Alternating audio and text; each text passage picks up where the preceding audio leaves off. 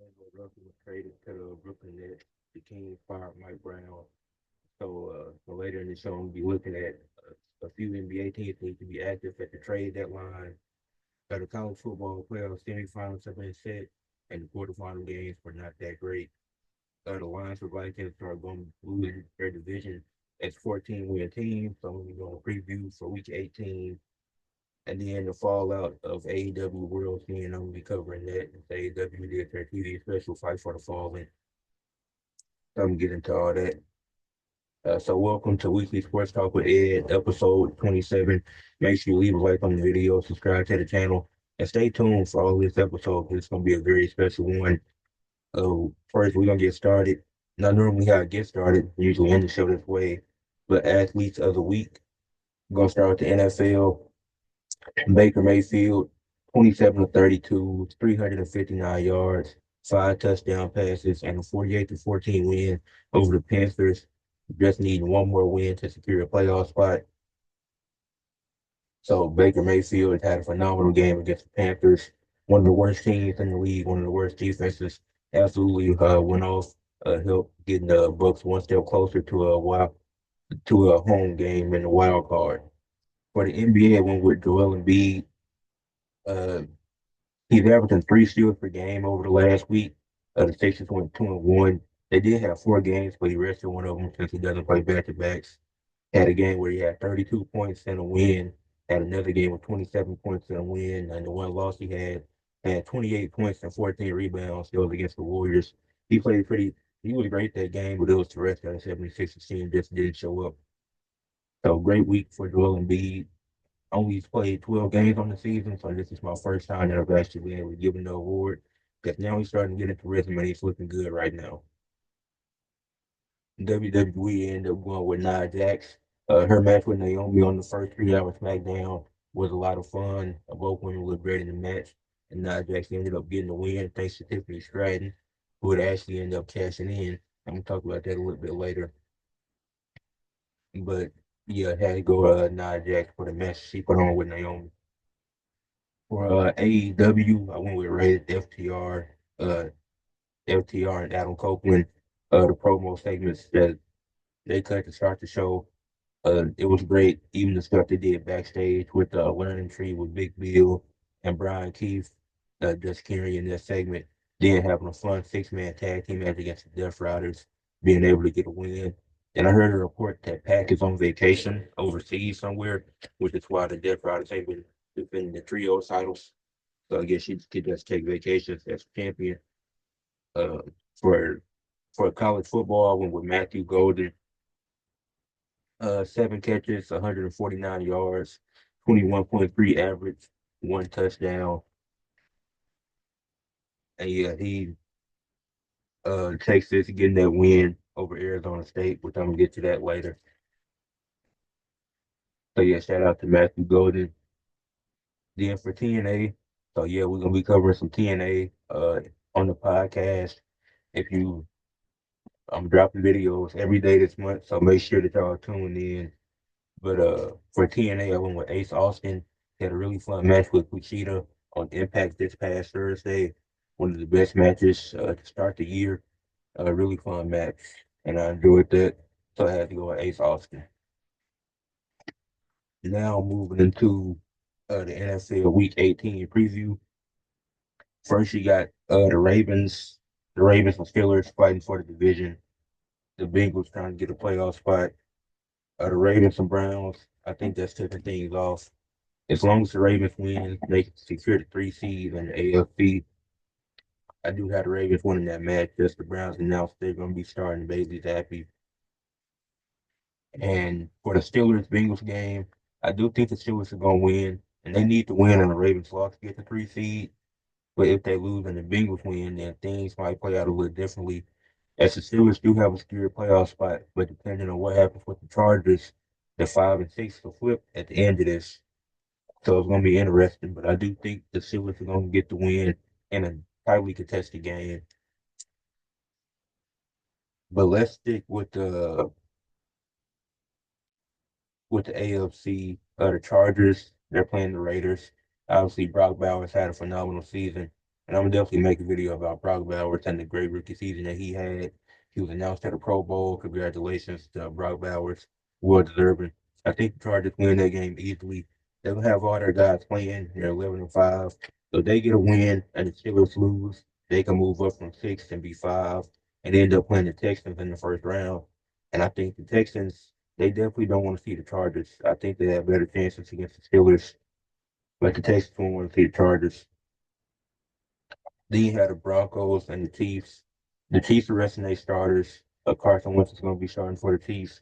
As long as the Broncos get this win during the playoffs, they need this to get in as a 7th seed and face the Buffalo Bills in the first round. They're likely losing that matchup, but they need to get that win to get that playoff spot. And then you still have the Dolphins who are playing the Jets, and I don't know what's going to happen in that game. The Dolphins should win it, but if the Dolphins win and the Broncos lose, the Dolphins will secure a playoff spot. So the Bengals need the Dolphins and Broncos to lose, and they need to win themselves to get into the playoffs. Obviously, everybody wants to see the Bengals and the Bills in the first round if that can happen. The Dolphins, they match up terribly against the Bills, especially with the game being in that cold weather. Now the Broncos, their defense is really good, but it's just I don't think Bo Nix is ready yet. So that's definitely gonna be a thing to look at. You had Falcons. The Falcons and Bucks, like I said, are competing for the division. The Falcons have a game against the Panthers. That should be an easy win, but Bryce Young has had some moments this year, and maybe Week 18 could be another moment, eliminating the Falcons from the playoffs. The Bucks, as long as they beat the Saints, they won the division. That's all they got to worry about. And the Saints, that's light work. So the Buccaneers are probably gonna make the playoffs, or the Falcons to miss out, even if they do get a win, because Bucks lost. The Bucks won last week, and the Falcons lost, giving the Bucks a 1-game lead. Then you have the Commanders and Packers, who are both 11-5, fighting for that 6th or 7th spot. So the Commanders are playing the Cowboys, and the Packers are playing the Bears.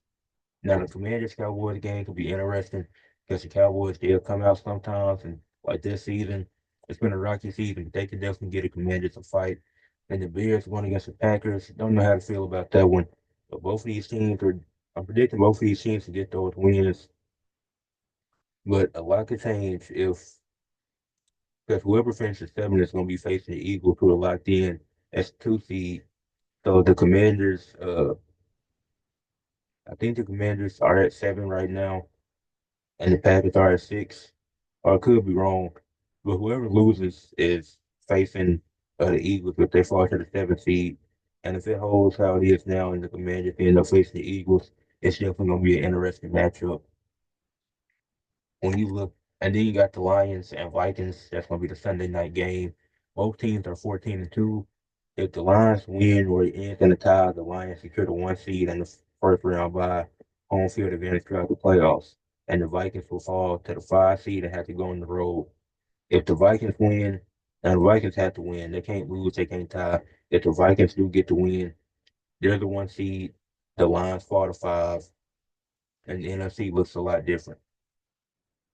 And now in the AFC, you got the Chiefs who are locked in at 15-1, so it makes sense that their starters are rested.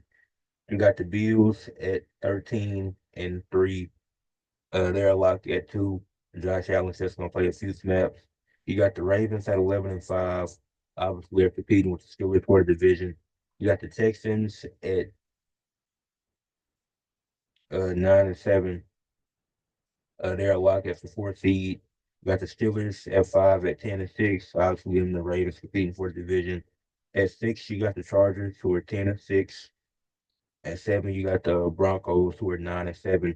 And the Dolphins and Bengals are 8-8. But the Dolphins on the tiebreaker, uh, conference tiebreaker over the Bengals. So whoever between the Broncos, Dolphins, or Bengals, whoever gets that final playoff spot is facing the Bills in the first round. Then you get to the NFC. You got the Lions at 14-2, and there's no locks in the NFC right now. It's 3 locks in the AFC. There's only one in the NFC at the moment, which is the Eagles at the 2 seed at 13-3.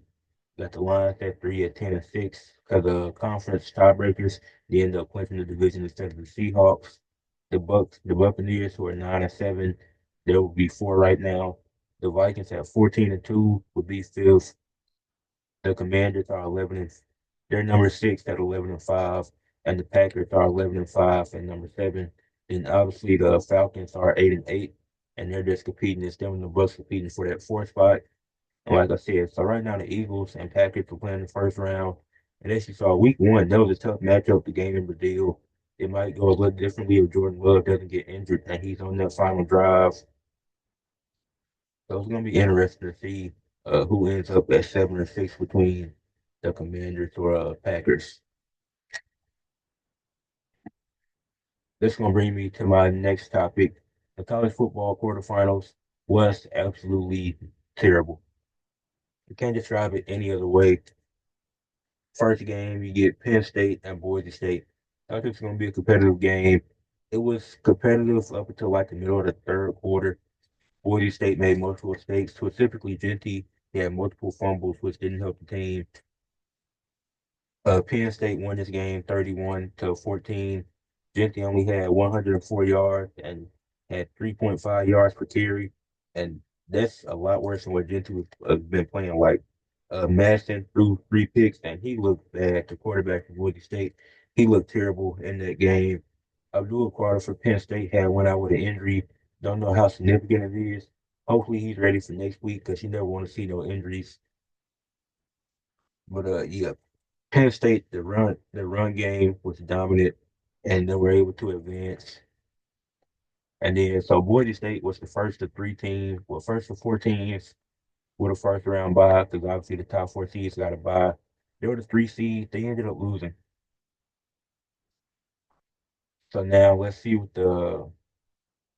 what Texas and Arizona. Now Texas and Arizona State, that game delivered.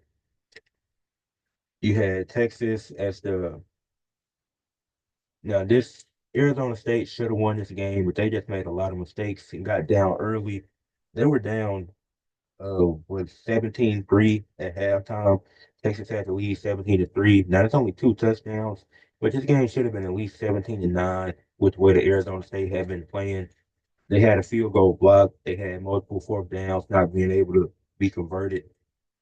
But Arizona State ended up losing 39-31 in double overtime. Missed field goal and multiple bad fourth down plays, like I said.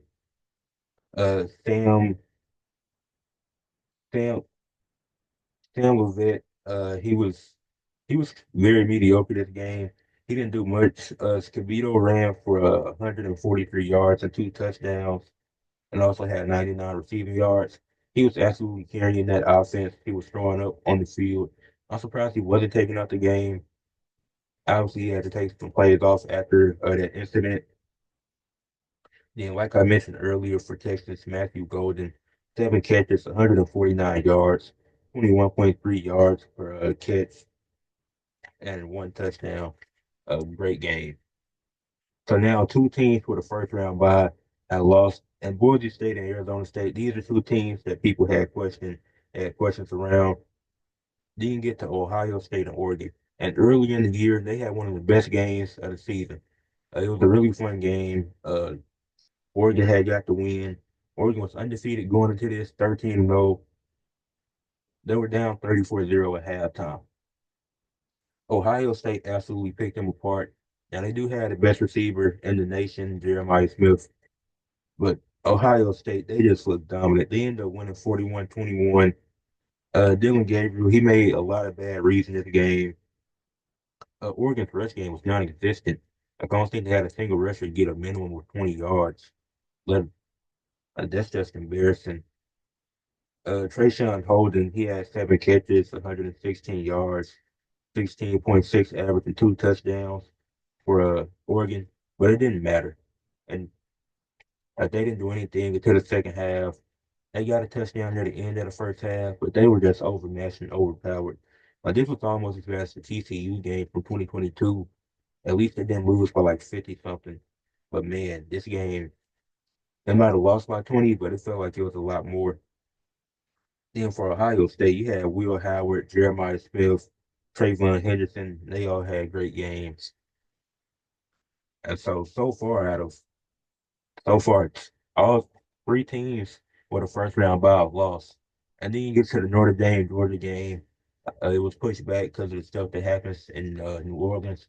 RIP to all those people that died or were wounded. The prayers up to them. But Notre Dame won this. They beat Georgia 23-10. This game was boring. Like it was really boring for the most part. Riley Leonard he was 15 and 24, 90 yards, one touchdown, had 14 carries for 80 yards and a 5.7 average. Then Gunnar Stockton, he was 20 or 32 for 234 yards and one touchdown. Yeah, that game was just boring. Notre Dame won by 13. It probably should have been more, but all four teams with a first round bye ended up losing. So very boring first round, very boring second round. Hopefully the semifinals actually deliver something decent. Now the 12-team format is really helpful because it really shows you which teams are the top of the top. And I'm gonna make a video talking about giving my thoughts on the 12-team format for the first year. I was a little critical of it at first, but it makes sense. Now you have Texas is gonna be going against Ohio State, and Penn State is gonna be going against Notre Dame. So this semifinals is going to be interesting. Definitely going to be interesting.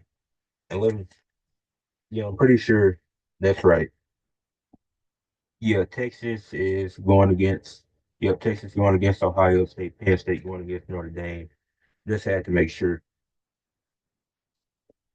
So, I- as I mentioned earlier, D'Lo was traded, Mike Brown was fired. So what's going on in the NBA? D'Lo, I feel like the Nets are definitely going to flip him at some point. Mike Brown, I can't understand his firing. So this segment is six teams in the NBA that need to make a move. And two of those teams or two of those people that I mentioned, their teams or former teams are involved in this list. So I'm gonna start with the Brooklyn Nets. You got to get rid of two players, Cam Johnson and Nicholas Claxton. Don't know what the plan is for Cam Thomas. You probably should flip D'Lo. I know nobody's taking that Ben Simmons contract, but Cam Johnson, he's a good 3-and-D role player. A team like OKC could really use him. OKC should be involved in the Cam Johnson sweepstakes because it's not going to cost a lot to get him. The Nets are tanking, or at least they need to be. They just beat the Bucks somehow. I'm not even the Bucks are I have a lot of questions about the Bucks still. Even though they won the NCAA tournament and look good there, I still question Milwaukee. But the Nets, first priority, uh, try to flip D'Lo and see if any other team will take him. Because on a tanking team, D'Lo will probably do some nice things. He had like a double double in that Bucks game. Definitely get rid of Cam Johnson. He's a young 3-and-D wing, and he's gonna get you some decent back. OKC will probably give you a first for him, so you should do that. And then Nicholas Claxton. uh, young up and coming center, excuse me, great defender. It's definitely some teams out there that's willing to take on Nicholas Claxton and see what he's capable of, see him expand his game. Like the Warriors, like the Lakers, those are some teams that could be interested in getting Nicholas Claxton. Maybe a team like the Cavs to have somebody to come off their bench. Just like he doesn't have to start. Like if he comes off the bench, he's perfectly fine. Maybe OKC could add some more size just in case one of their guys goes down, like they had Hardenstein and Chet injured at the same point at one time. Maybe a team like the Pelicans, like the Nets need to be calling teams need to be calling the Nets to inquire about Nicholas Claxton. So I have the Nets, and I'm gonna stick with the Eastern Conference. The Chicago Bulls just need to sell the roster, need to go full in on the tank, build around Kobe White and Josh Giddey. Like get rid of Zach LaVine, get rid of Vucevic, get rid of Lonzo too. Like keep Patrick Williams, keep Kobe White, keep Josh Giddey. But those people I named, Vucevic, Zach LaVine, Lonzo, get rid of them. You were able to move on from DeMar. This roster obviously isn't going nowhere. It's not getting you to the playoffs. It's probably not even getting you in the play-in. They might be in the play-in spot right now, but by the end of the season, they probably won't be there. Or maybe they could because how bad the Eastern Conference is and how bad teams like the Hornets start the season off. But sell the roster at this point. Get back a good return for Zach LaVine. Get something back for Vucevic while he's playing at an all-time high. This one of his best years since he's uh the last time he had a season this year was his last year in Orlando when he got traded. So he's building that value back up to what he was a few years ago. Get rid of Lonzo Ball. Obviously, he's a solid player, but the Bulls don't need to be keeping him to build around the future, especially when it's uncertainty around the issue with the injury concerns with Lonzo Ball. Then the Miami Heat. I made it short on this, but they announced that they're suspending Jimmy Butler for 7 games due to conduct detrimental to the team. It's completely understandable and justifiable. I think 7 was a little too harsh. If you just made it 5, I think that would have been fine. But it's completely understandable. But get rid of Jimmy Butler.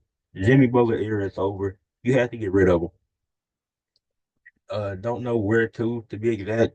I don't want to see a team like the Rockets go after him. They don't need that. If the Rockets are going after anybody, if you're going to gut your roster for anybody, it better be Giannis. And if you're not going to get Giannis, go after a guy like De'Aaron Fox potentially, where it wouldn't cost a lot since he didn't sign his extension. So you have an idea there. But don't go after an agent Jimmy Butler. And teams that are in win now position, they'll probably go after Jimmy Butler. But I think most of those teams are second apron teams. So it's gonna be hard because he's 35 year old, 35, getting a big contract, only averaging 17 points this season. And obviously, he's more productive in the playoffs, but he's not a very consistent regular season player. So I don't know who wants to take on that contract. And the teams that do, they want to make sure that they lock him in long term. I don't want to trade for him. Then he just leaves after this season because he is on the last year of his deal. But yeah. Now moving on to some Western Conference teams that need to make some moves. As I mentioned earlier with the Mike Brown stuff, I don't know what the Kings are doing. I find that Mike Brown was one of the dumbest decisions they could have ever made. Like he made his franchise relevant again for the first time in 17 years, getting them back to the playoffs. And I'm not gonna go on that whole spiel like I already did. We passed that now. He gonna find another job, probably a better job, and win somewhere else. But defense, they need it desperately. They need to improve this roster somehow, get some defense on this team because a lot of those guys don't play it in Sacramento, and that's just unfortunate. Like Sabonis, he down there elbowing people in the paint. Keegan Murray, he out there letting it fly from three. Malik Monk, Kevin Herter, Keon Ellis. Well, Keon Ellis is a solid defender, I'll give him that. But Herter and Monk, they're spark plugs, especially Monk. So I don't know who it is that needs to be traded, but moves got to be made. You're just firing your head coach of the year. Got you to the playoffs in 17 years, head coach. The first time in 17 years, head coach. You got to start making some moves. Because it's really on the front office because they were stagnant after that first year. They decided, let's get DeMar, who's not a great defender and a mid-range king. Like, that's not helping this team right now. That's the reason why they're one of the teams at the bottom of the West fighting to get in the play-in. They're crawling to get back up there. The Warriors I mentioned earlier, they desperately need a big man. They're lacking size over there. Kevon Looney, Trace Jackson Davis, they're both good centers, but they're just undersized and they can't match up with some of the better centers like Nikola Jokic or even a big man like Giannis who's in a center, but he's gonna force his way to the paint. And that's why I mentioned Jokic, because you're gonna have to go through the Nuggets and the West before you even get to facing a team like the Bucks or a team like Philly with Giannis or Embiid. And those are some matchups like guys I mentioned, like Nicholas Claxton, Jonas Valanciunas, Robert Williams. These are all guys that should be available at the deadline by some of these teams. Vucevic. And I'm gonna mention the Lakers too. They also need a big man. The Lakers and Warriors are both teams that need size. Like the Lakers, they have Christian Wood, Christian Coloco and Jackson Hayes, but these guys aren't that good. They're not really helping Anthony Davis. Like I said, Jonas Valanciunas, Robert Williams, Nicholas Claxton, Nikola Vucevic.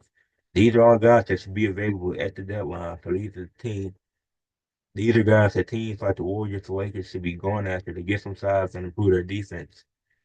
Even the Kings, maybe if they get another big man to be a backup for it's a bonus, then maybe you are looking solid. But those are the six teams that need to make moves at the trade deadline on February 6th or before that. Now we've seen the Lakers, they got rid of D'Lo and got some 3-and-D shooters. You've seen the Warriors get Dennis Schroeder getting off the Anthony Mills contract since he was injured. And you've seen the Nets computers they're selling, they got to keep doing that. And these other teams that I named, they all got to make moves. And there's probably some other teams that I'm just not thinking of at the moment. But these were the six teams, the three from each conference, that I found the most important and most necessary. That it's their time to make moves, especially the Lakers and Warriors with LeBron and Steph. You don't know how much longer either one of them got. So yeah. Now moving to AEW, the fallout from World's End. Fight for the Fallen happened, TV special to start the year, start the wrestling show of 2025 for all promotions. You had it started off with Hangman, Adam Page having a match with Orange Cassidy. I think it was an okay match. Hangman got the win. Then he beat up Orange Cassidy after the match. Christopher Daniels came in the ring and he trucked Christopher Daniels, knocking him out. So that happened. You had the Hurt Syndicate defeat the Acclaim and Anthony Bowens. He left Max Caster to struggle in the ring. I mean, I don't like this storyline of Acclaim and what they finna do with them splitting up. Because I don't see either wrestler going anywhere. But hey, I just keep trying it, I guess. You had Julia Hart defeat Jamie Hayter in a very solid women's match. I enjoyed it. It was a fun match. Probably the best match from this Dynamite. Well, up to this point. Because the other matches, they didn't really pick up until you got to the main event. That was the second best match of the night. The best match was the main event, which I'm gonna get to. Uh, Jay White defeated Jay White defeated Roger Strong and Swerve Strickland in a triple threat match. But unfortunately, Swerve was attacked by Ricochet, who has some scissors, and now his heel turn has been official. Even though he's been heel for the last few weeks, Ricochet interfered in the match, caused Swerve Strickland to win to be in the Casino Gauntlet Battle Royal. And now the feud with Ricochet and Swerve continues to build. I enjoyed it. Mariah May, she cut a promo talking about how it's her division and nobody's gonna be able to stop her. It was a great promo about Mariah May. She's been a great world champion. Hope her reign continues to be great and hope the matches continue to be great as well. Mercedes Moné had a cool video package of her top moments from last year. It was a cool video. Yeah, cool video package. Jeff Jarrett, he cut a promo and looks like he was going to leave his boots in the ring. But the way they talked about it, I knew he wasn't going to retire. He said he signed his last contract with AEW and he's going to go on one more run. So I hope this last run is good for him. He did say he wants to be the world champion. Don't know if that'll happen, but I hope he has a fun time in his last contract of professional wrestling. Powerhouse Hobbs defeated two random guys off the street. Squash match. Hobbs won. MJF cut a promo letting the world know he's going back after his Triple B, the AEW World Championship. Yes, sir. And the main event, rated FTR and the Death Riders, as I mentioned earlier, it was one of the better matches. It was the best match. Made sense for the main event. Glad it did main event. FTR ended up getting the win, and that's AEW Fight for the Fallen. Now we're not done with wrestling for this week because we gotta do the preview for Raw on Netflix, and I will probably do two shorts recapping the Raw on Netflix debut. But you got John Cena, his retirement tour starts here. The Raw on Netflix, he's gonna make an appearance. Really don't know what to expect. I mean, it's gonna cut a great promo as John Cena, but if one or two is going to interrupt him, he'll probably announce he's gonna be in the Royal Rumble match. And I wouldn't be surprised if he starts from like one or two, saying he gonna enter the Royal Rumble at number one and number two. You got Roman Reigns for a solo, which I'm pretty sure it's gonna open the show. Tribal Combat. Paul Heyman gonna be holding the Uber follow. Think it's gonna be a fun match. Definitely think the Rock gonna show up. You know all the bloodline gonna show up. So I got uh but I'm thinking Solo gonna win because I think it's gonna do more for the story if Solo does win. It's just gonna add more fuel to the fire and it's definitely gonna help the Rock when it's leading up to Rock and Roman's WrestleMania match, which I see that happening. I see them happening WrestleMania match. You got more bloodline stuff. You got Jay Uso and Drew McIntyre wrestling for like the 18th time. Excuse me. We don't really need to see this again, but okay. You got Liv Morgan and Rhea Ripley for the women's world title.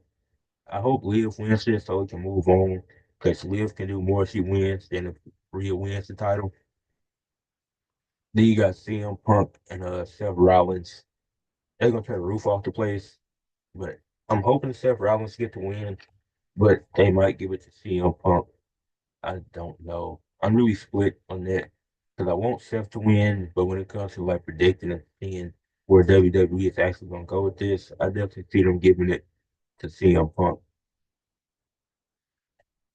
Now, Test of Year is officially kicked just kicked off on Wednesday.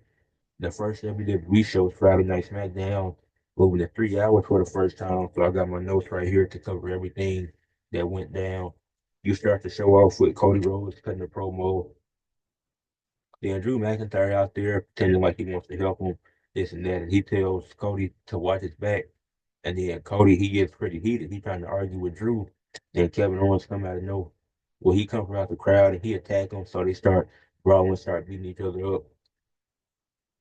And then later in the show, you had a segment with Cody and Nick Aldis. So he was like, if I see anybody that looks like Kevin Owens, it's on site. And then basically sums that up. Shinsuke Nakamura and Andrade had a solid match.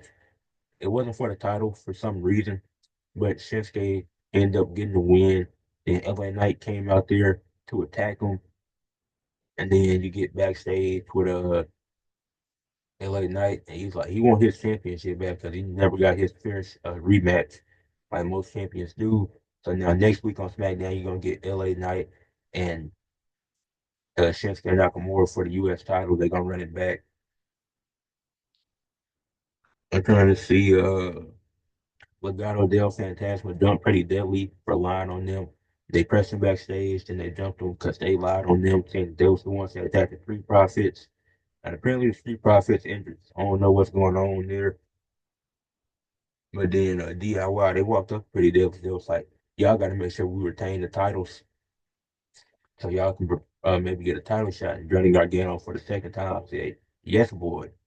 So I don't know what they're doing with this. Like Pretty Deadly just gonna get a shot for helping them, which is pretty dumb. If I'm Pretty Deadly, I'm trying to get an actual title shot. I'm not just trying to help them. Like they need some type of aggression to them.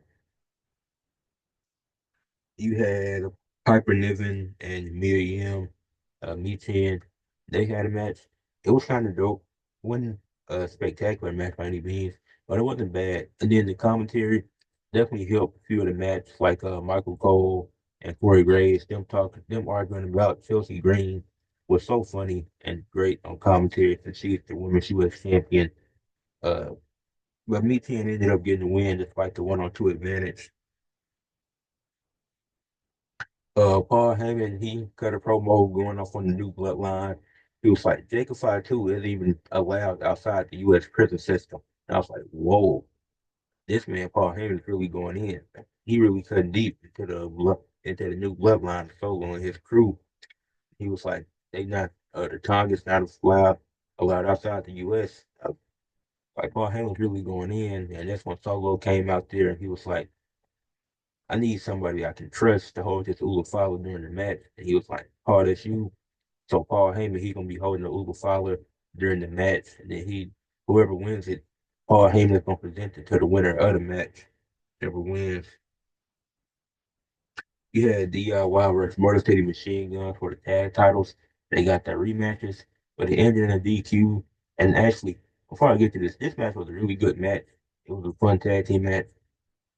It was better than that first one, but the way it ended wasn't was as good as their last one. But then you had Pretty Deadly getting involved. Then Legado del Fantasma came out there, or Los Ethereos, whatever you want to call them. And then they started brawling with each other. Then they brought all the way back into the ring, causing a DQ, a no contest, because it's not like they hit anybody on purpose, but Pretty Deadly, they were there to help DIY retain the titles. So now, I don't know what we're going to get next week. Maybe you get a tag team match between them or a triple threat number one contenders match. Actually, I don't want to see that. They do that a lot. But maybe you do. But I think they building something with the tag team division, and I like what I saw on SmackDown. Um, had Carmelo Hayes confront Sami Zayn, saying, what's Braun Strowman didn't get involved, what would have happened, even though he was trying to run out the ring. Then the Usos appear behind Carmelo Hayes, and it was like, we got a problem here. Melo, he was like, nah, I got it. Then the Usos, they turned around, and then Melo, he saw us, the Usos, he was like, oh, so y'all not on my side. So yeah, and then Melo walked away. Sammy went to get dressed. There's the Usos walking. They Uso bumps into Kevin Owens, and Kevin Owens like says, "Watch your back." And the Usos start looking around. It's like there's nobody behind them. Like at least they look back. Like Cody Rhodes, he was just waiting for the attack to happen. And then you had Nia Jax and Naomi. Like as I mentioned earlier, they put on a really good match for the women's championship. Obviously, Bianca Belair and Candice LeRae on the outside with the shenanigans and stuff. Uh, what you expect with uh, Candice kissing up to Nia Jax, and then Tiffany Stratton come out there looking like she's gonna cash in, but instead she hits Naomi with the briefcase, and I'm glad this is how they did it. She hit Naomi with the briefcase, so Nia Jax can win. Then Nia Jax retained the title. Nia Jax, like cancellation shots, she was like, wow, you didn't cash in. Then Tiffany, Candice, Nia Jax saying it all. And Tiffany points to Bianca. She was like, because she was checking on Naomi, she was like, yeah, go beat her up. Then that's what she proceeds to do. Then Tiffany hits Nia in the back with the briefcase. She hits Candice she kicks Candice. Then Bianca hit the KOD. Tiffany get Bianca, she throw over the announce table. Then she cash in, hits the prettiest moonsault ever, and she ends up getting a 1, 2, 3. And it's officially Tiffany time as Tiffany Stratton is the new women's champion over on SmackDown. Great moment, a great segment. That was right before the main event too. That was absolutely amazing. Really enjoyed it, the whole setup, and it's great. So the fallout from that is going to be really interesting to see because it's definitely going to lead to a one-on-one match. It'll probably start with Candice LeRae, then to Nia Jax getting shot either at Saturday night's main event or the Royal Rumble. But yeah, that was amazing. I enjoyed that entire setup. Then you had the new Bloodline versus the Usos and Sami Zayn. The new Bloodline didn't even get their own entrance. Like as LA Knight was backstage talking, that's when they walked to the ring. I'm pretty sure because the Usos, Jay with his music and the yeeting and going through the crowd, the Usos and Sammy, they got like 5 to 10 minutes of an entrance. It was one of the longest entrances of the night. Now Shinsuke Nakamura entrance was long too. This was super long, but the match it was pretty solid.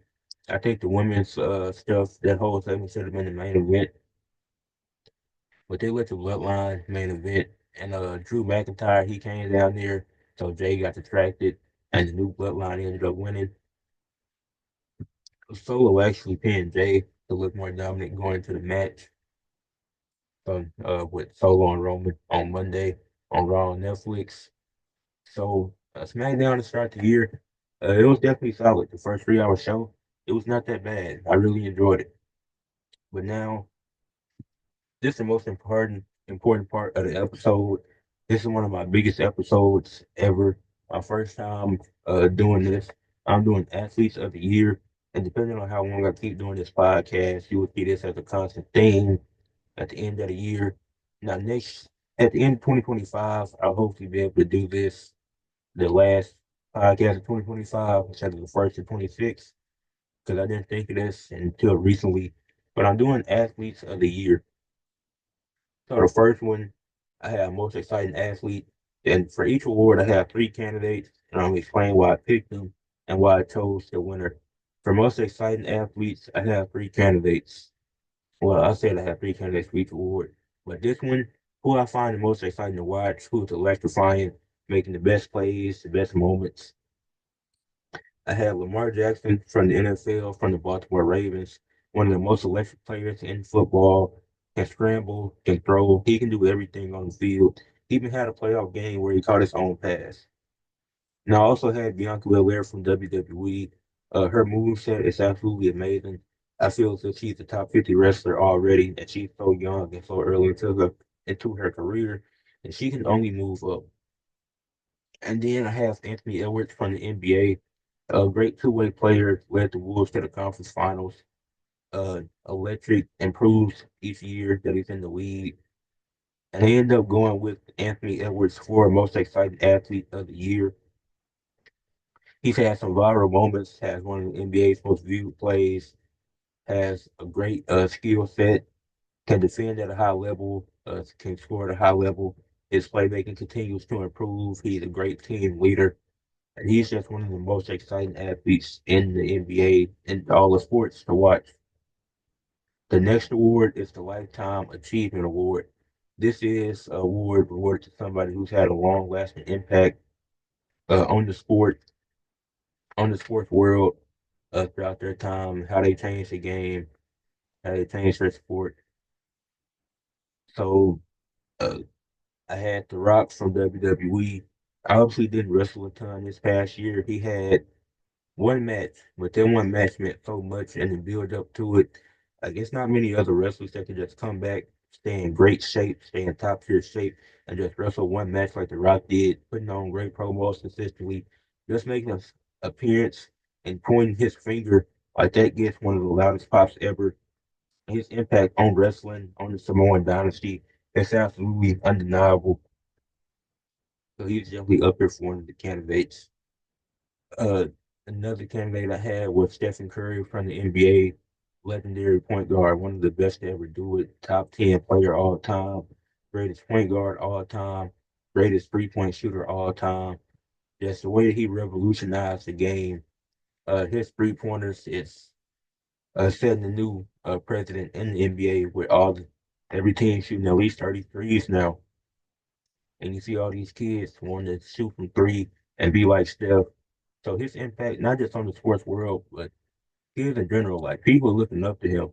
The shoe deals, like he let it be known, like I'm not gonna be disrespected. Nike was trying to do him, and that's why he ended up going with Under Armour because Nike was being disrespectful. So he went Under Armour because that was cool. That had some cool vibes going on. But ultimately, for the winner, I went with LeBron James. Uh, Even though despite the hate that he might get online and the criticism from the haters and all that in front of media personalities, he's he's well deserving of this lifetime achievement award. The mark that he's left on the game, like every year, it's just the next LeBron, this and that. Like there's not players like that you could say where you can look at it and be like, oh, it's just the next Steph or it's just the next Kawhi. It's not people saying it all the time, but all the time you get it's just the next LeBron. It's like nobody's ever gonna be able to top that and the impact that he's left on the sport that's being able to do it so consistently. Like people aspire to want to do something like that, but he not just did it for a long time for 21 years. He's doing it at a high level still, and he's probably going to be an All Star again this year. So I had to give it to LeBron. Excuse me. This next award is the Sportsmanship Award. These are guys that I think showed the most sportsmanship. No matter the situation, they always shook hands or they were very professional about the way that they acted. For I went with Cal Troop from the PBA, Professional Bowlers Association. Feel like after every match, after every game, tournament, whatever it was, in defeat or in victory, the first thing he would do is shake hands and be like, "Congratulations," to be like, "Good job." So I had to give it to him. And there was a lot of other PBA guys I could have went with, but it's gonna be some nominated for some other awards. So just be patient. Also went with Will Ospreay from AEW. Even though you can say what you want about wrestling, Will Ospreay, he's always showing their respect to other wrestlers, no matter what it is. Like you can see it, like he enjoys doing this. After the match with Okada, they shook hands. It was a fun match that they put on at World's End, and it's a lot of matches you can look at Ospreay from 2024. Like, oh yeah, this is he's just showing some great sportsmanship in defeat and victory. Like he's not just cocky and arrogant. And then like his character was a great guy last year.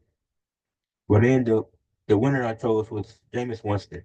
Obviously, he's one of the most inconsistent players in the league, but his post game presence, his media presence, is just very great. And he's so respectful to everybody. He's never tries to disrespect anybody on or off the field. He's just a great and genuine guy. You can tell from that he's showing sportsmanship on the field. So I went with Jameis Winston for this award. Comeback athlete of the year. This one is pretty self-explanatory. Someone that came back from a bad injury and just had a great 2024. One of my candidates was Asar Thompson. He had a blood clot earlier in 2024 for the Detroit Pistons. He was able to come back, get cleared, and now he's back on the court hooping again. So that's just good to see. The reason why he wasn't the winner is because that was very late into 2024, and the other two candidates had much better cases to win it. I was one with Joe Burrow. He only played 10 games last season. And the Bengals weren't able to make the playoffs, and the Bengals were obviously affected by his absence. And now he's played this season, and now the defense has gotten a lot worse. But Joe Burrow has been phenomenal this season.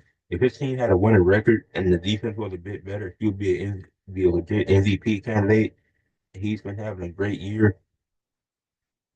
So I had to give Joe Burrow his respect, give him his flowers. Top five in passing yards, if I'm not mistaken. Got just going crazy. Him and Jamar Chase. So seeing him back on the field playing football again is great.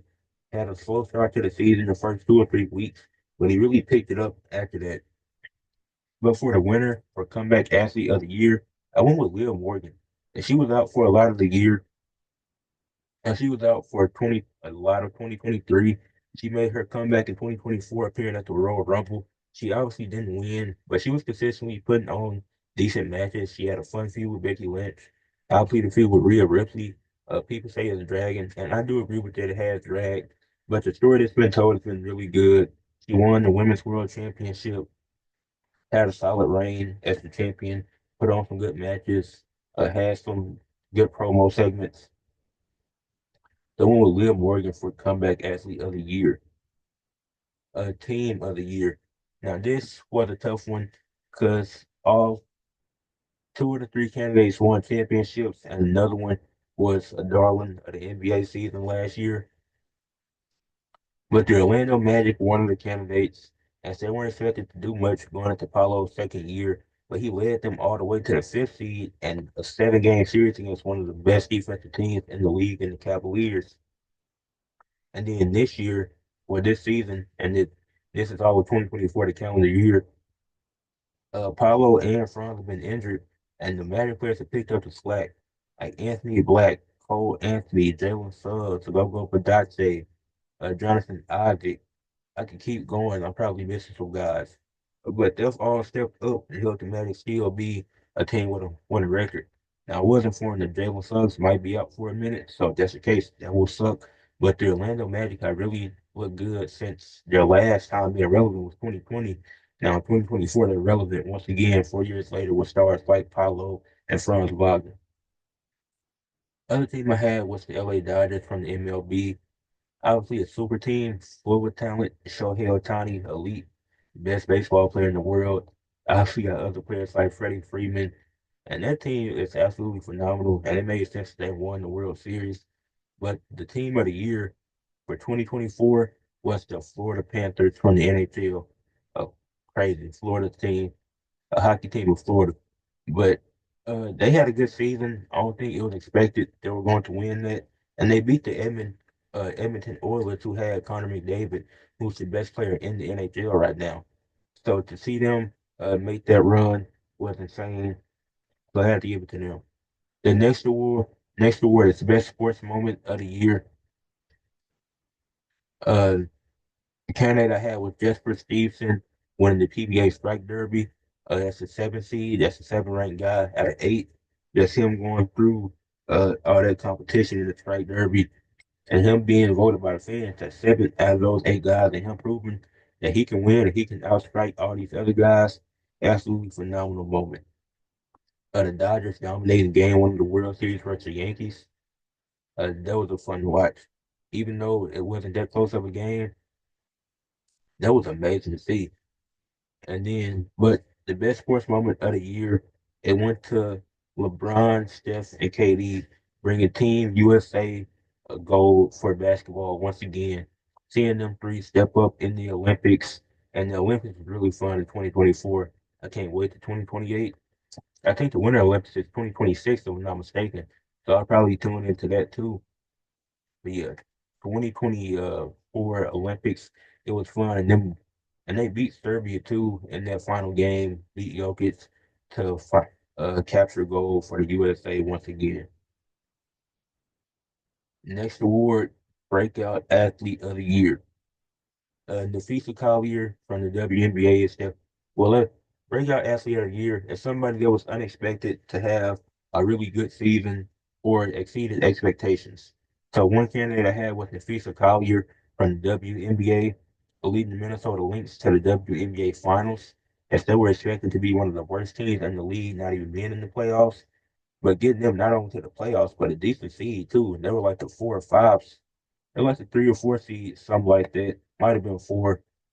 And then she led them all the way to the playoffs, not just to the playoffs, but to the championship. If Nafisa Collier keeps up this play, she's an MVP candidate this upcoming WNBA season. No questions asked. Victor Wembanyama, his and it's not just he really exceeded the expectations. Like they were already high, but he's went far and beyond that. Winning Rookie of the Year, being a top 3 defender in the league in his rookie season. Now this year, putting on performances in Madison Square Garden on Christmas Day, and just man, you can't deny Wemby's talent. And like he can do everything on the court. Obviously, you got to add some muscle, but it doesn't seem to hinder him. But for breakout athlete of the year, I went with the 21-year-old gymnast, Suni Lee. She had a great Olympic showing in gymnastics. It's in 2024, being on a team surrounded by Simone Biles and Jordan Childs and other phenomenal gymnasts that work their tails off each and every year. Seeing her get that moment at such a young age, that was great to see. And she really broke out, had a good Olympics this past year. Now we got a few more awards to go. Got most improved athlete. So over the year 2024, who improved the most? Uh, One I had Julian Alford. Uh, well, not one, but she was one of my candidates. Track star from the Olympics. She really came out of nowhere, and I wasn't expecting that. From St. Louisa, and obviously if you pay attention to the channel, you see the St. Louisa video did pretty decent. Dyson Daniels for the NBA for the Atlanta Hawks. That DeJounte Murray trade has really turned him into a star when you really think about it. Because nobody expected this from Dyson Daniels, and he probably is on pace to win most improved with how the season's been going so far. But shout out to Dyson Daniels. But the winner, I ended up going with Lola Vice from WWE NXT. She came in 2023 from the MMA, no prior experience in professional wrestling, and she's just really improved gradually. She won even breakout star, female star of the year for NXT, if I'm not mistaken, or most improved, one of those. And she's putting on good matches with the likes of Shayna Baszler, Natalia, Jada Parker. She keeps getting better each and every week in the ring. So I think 2025 is going to be a big year for Lola Vice. Most underrated athlete. This one is, I feel like these people don't get enough attention and they need more recognition for the stuff that they do in the ring. So one of my candidates was Kalani Jordan from WWE NXT. She's absolutely phenomenal in the ring. She was a great babyface in 2024.